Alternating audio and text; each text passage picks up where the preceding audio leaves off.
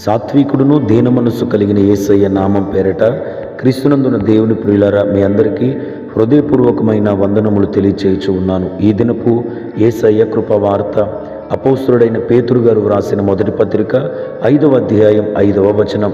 మీరందరూ ఎదుటివాని ఎడల దీన మనస్సు అను వస్త్రము ధరించుకొని మిమ్మును అలంకరించుకొనుడి.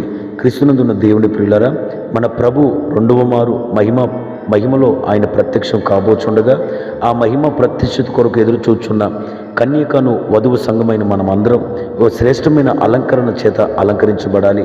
దానిలో అనేకమైన అలంకరణలు ఉన్నప్పటికీ ఒక శ్రేష్టమైన అనుభవాన్ని కూడా ప్రభు ఈ దినాన మనకు తెలియజేస్తున్నాడు. అదేంటంటే, దీన మనసు అనే అక్షయమైన అలంకరణను మనం అలంకరణగా ధరించుకున్నప్పుడు ఏమందైనా పరమందైన ఎన్నో దీవెనలు ఈ దీన మనసు అనే అలంకరణ ద్వారా ప్రభు మనకు దయచేయుచున్నాడు.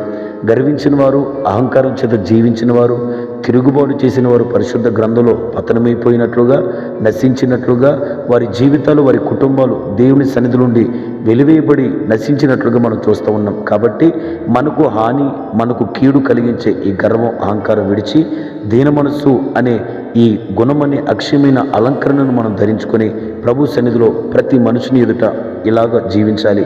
ప్రియులారా, మనం దీనులమై ఆయన బలిష్టకరమైన రెక్కల క్రింద మనం జీవించినప్పుడు మన జీవితంలో ఎలాంటి కార్యాలు ప్రభు చేస్తాడు అంటే, మొట్టమొదటిగా దీనులైన వారిని, దీన మనస్సు కలిగిన వారిని ప్రభు రక్షణ చేత అలంకరిస్తాడంట. దేవుని ప్రియులారా, రక్షణ ఈ లోకంలో మనకు కావాలి. పరమందు కూడా నరకు నుండి తప్పించబడి నిత్య రక్షణ అనే పరలోక రాజ్యానికి కూడా మనం వెళ్ళాలి. అయితే ఈ రక్షణ అనే భాగ్యం ఏమందు పరమందు ఎవరికి ఇస్తాడైనా అంటే, దీనులైన వారికి ఆ రక్షణ అనే అలంకరణ చేత అలంకరిస్తాడు.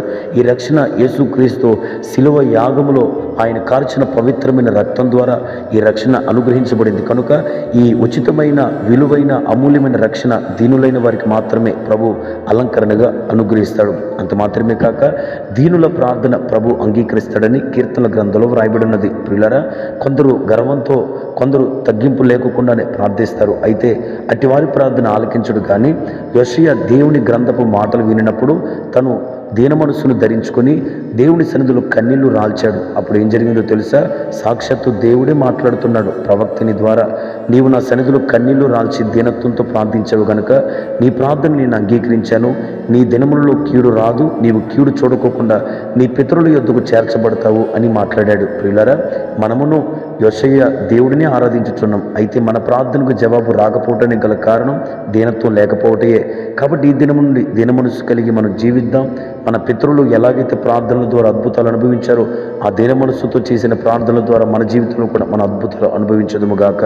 మూడో మాటను గమనిస్తే, ఎవరైతే యేసుక్రీస్తు యొక్క బలిష్టకరమైన చేతుల కింద దీనులై ప్రతి వాని ఎదుట దీన మనస్సు కలిగిన వారి జీవిస్తారో వారందరినీ ప్రభు హెచ్చిస్తాడు. ప్రియులారా, బొచ్చు కత్తిరించు వాని ఎదుట గొర్రె మౌనంగా ఉన్నట్లుగా మన ప్రభు దీనుడై ఈ భూలోకములో ఉన్నాడు. అయితే ప్రతి అధికారం కంటే, ప్రభుత్వం కంటే, సమస్త ఆధిపత్యం కంటే ఆయన హెచ్చించబడి తండ్రి కుడిపార్శ్వమందు ఉన్నాడు. ఎంతకంటే మరొక మాదిరి ప్రపంచంలో ఎవరుంటారు? కనుక మన యేసయ్యలాగా మనం దీనులమై జీవించి మన సహోదరుల ఎదుట, మన గ్రామంలో మనం పనిచేయు ప్రతి చోట దేవుని వలన హెచ్చించబడుటకు ప్రభు మనకు కృప దయచేయునుగాక. నాలుగో మాటను మనం గమనిస్తే, దీనులైన వారికి ప్రభు విస్తారమైన, విశేషమైన కృపనిస్తాడు. ప్రియులారా, కృప అర్హత లేని వాడికి అనుగ్రహించబడేది. అయితే దేవుని సన్నిధిలో ఈ రోజున ప్రభు చెప్తున్నాడు నాలుగో మాటగా, మనం దేవుని కృపను అపరిమితంగా పొందుకోవాలంటే ఈ కృపాకాలంలో తప్పక దీనులమై ఉండాలి. సౌలు జీవితంలో దేవుని కృప తొలగిపోయింది, అందుకే తన కుటుంబం పతనమైపోయింది. అదే దేవుని కృప దావీదుకు శాశ్వతంగా ఉంది. కాబట్టి తన వంశమంతయు దేవుడు ఆశీర్వదించి ఎంతో దీవెనకరమైన పాత్రగా అతన్ని మలిచాడు. కాబట్టి మనము కూడా దేవుని వలన శాశ్వతమైన కృపను పొందుకున్నట్లుగా దీనులమై జీవించాలి.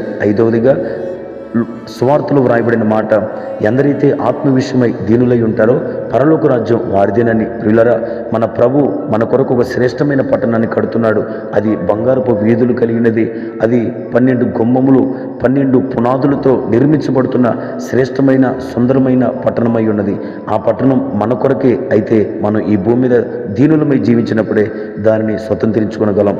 ఇంకా దీనులై ఉన్నవారికి, దీన మనస్సు కలిగి జీవించే వారికి ఎన్నో ఆశీర్వాదాలు ఉన్నాయి. వాటిని మీరు కూడా ధ్యానించి ఆ ఆశీర్వాదాలను పొందుకుంటూ దీనులము అనే అలంకరణ జ్ఞానాన్ని ప్రత్యక్షపరుస్తూ మహిమ కలిగిన రాకుడు కొరకు మనం సిద్ధపడదుము గాక. ఆమేన్. ప్రార్థన. సర్వోన్నతుడా, సర్వాధికారి, నీకు స్తోత్రం.